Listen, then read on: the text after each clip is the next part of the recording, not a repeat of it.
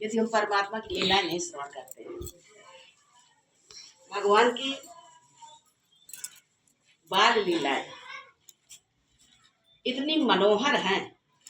भगवान का अच्छा जन्म होते ही देखिए कंस ने पूतना को भेज दिया, लेकिन जो जगत नियंता है उसका पूतना क्या कर सकती है। भगवान ने पूतना का उद्धार किया। यद्यपि सभी लोग जानते हैं कि पूतना अज्ञान का प्रतीक है, और जब जीव में अज्ञान आता है तो वो सोचती कि मैं सब कुछ कर सकता हूँ, क्योंकि अंधेरा है। अज्ञान का मतलब ही अंधेरा। पूतना का उद्धार भगवान ने किया तो बवंडर आया कंस के कहने पर। तो बवंडर भी एक उड़ा के जो ले गया भगवान को, बहुत ऊंचे ले गया, और फिर भगवान इतने बजनीले हो गए, इतना वजन बढ़ाया कि वो बवंडर को गिरा के धराशायी कर दिया और उसका भी उद्धार किया और वहीं खेलने लगे। तो ये बवंडर भी क्या हमारी बुद्धि को जो भ्रमित कर दे, घुमा दे, ये है बवंडर। तो कंस को चैन नहीं पड़ा तो बकासुर को भेजा। अच्छा, जब हमारे में अज्ञान भी हो जाता है और अज्ञान के आने से हमारी बुद्धि भ्रमित हो जाती है तो हम बहुत बोलने लगते हैं। बकासुर जो चाहते बोलते, किसी को पीड़ा पहुंचेगी, किसी का हित हो जाएगा, नहीं सोचते, बस बोलते। भगवान ने बकासुर का भी वध किया। कैसे उद्धार किया? चोंच पकड़ा, बकासुर का चोंच पकड़ के भगवान ने चीरा, नीचे की चोंच नीचे, ऊपर की ऊपर, ऐसे फाड़ दिया और उनका भी उद्धार कर दिया। अब कुछ दिन तो शांति रही। भगवान के नामकरण संस्कार भी बहुत गोपनीय रूप से हुए। नंद बाबा और उनके बड़े भाई उपनंद, इन्होंने कहा कि कंस जान जाएगा तो सारे बच्चों, जाने कितने बच्चों का उन्होंने जो है करवा दिया था।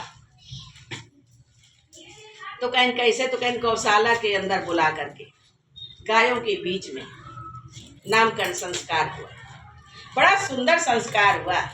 गर्गाचार्य ने कहा कि जो रोहिणी के गर्भ में हैं, ये गोरे सुंदर मनोहर, इनका नाम तो राम होगा, लेकिन इनके अनंत बल है, अनंत बलशाली हैं, तो इनका नाम बलराम होगा। अच्छा, बलशाली क्यों ना हो, जब समस्त धरती को धरने वाले हैं, अपने फन पर शेषनाग हैं, सारी पृथ्वी को धारण करते हैं, ब्रह्मांड को। ऐसे रोहिणी पुत्र का नाम बलराम हुआ। गर्गाचार्य ने जब देखा इनके तरफ, यशोदा मैया के, और गोदी में सुंदर मनोहर सावले सलोने जैसे कि करोड़ों सूर्यों का प्रकाश एक साथ लेकर के उदय हुए हैं भगवान। अभी तक कृष्ण उनका नाम नहीं था।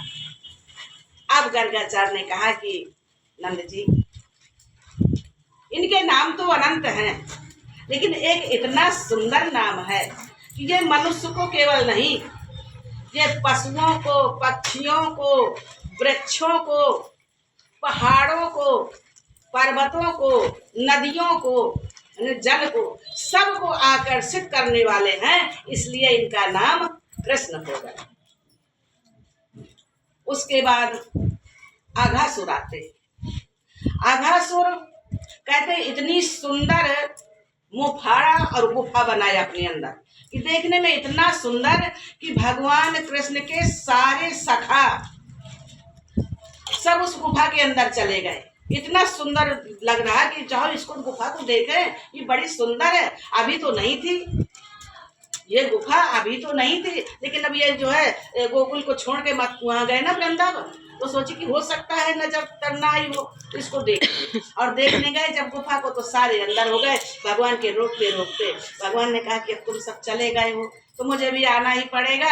और भगवान फिर उस गुफा के अंदर घुसे तो सारे के सारे तो गुफा के अंदर है, यानी कि उसके पेट के अंदर है अघासुर के, लेकिन भगवान कंठ में खड़े हो गए। और कंठ में खड़े होकर के इतना अपने को बढ़ाया, इतना बढ़ाया कि उसका ब्रह्मरंध्र फट गया, सर फट गया यहाँ से, जिसको ब्रह्मरंध्र कहते हैं।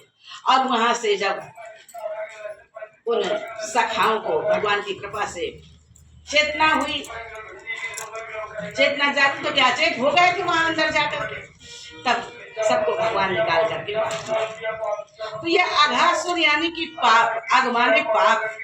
जब हमारे में अज्ञान आ जाता है, फिर हमारी बुद्धि भ्रमित हो जाती है, माने कि जो है ये बवंडर आ जाता है, तब हम अनाप शनाप बकने लगते हैं, तो बकासुर आ जाते हैं। और जब बकासुर आ जाते हैं तब जो है फिर क्या होता है कि जो है इतने पाप बढ़ जाते हैं कि वो आघासुर आ जाता है। और आघासुर का जब भगवान ये सत्व गुण को दबाने के लिए सब आते हैं, लेकिन जहाँ परमात्मा है, जहाँ हमारे माधव हैं, जहाँ कृष्ण है, तो फिर वो जब हमने सदगुरु की शरण ले लिया तो फिर वो आघासुर का भी भगवान उद्धार कर देते हैं, विनष्ट कर देते हैं, और जो है जीव का, मनुष्य का कल्याण कर देते हैं। ऐसे हैं हमारे भगवान, ऐसे हैं हमारे मुरली मनोहर। कर्मों की गति देखिए सुंदर, जब जमुना जी का जल इतना प्रदूषित हो गया कि जो है जहरीला, कि पशु भी जल पी ले तो वो भी जो है शरीर त्याग देते थे। पक्षी पी ले तो बेचारे जो है उड़ते ऊपर से जाए तो उनका शरीर जो है नष्ट हो जाता था, इतना जहरीला हो गया कालिया की वजह से, कालिया सर।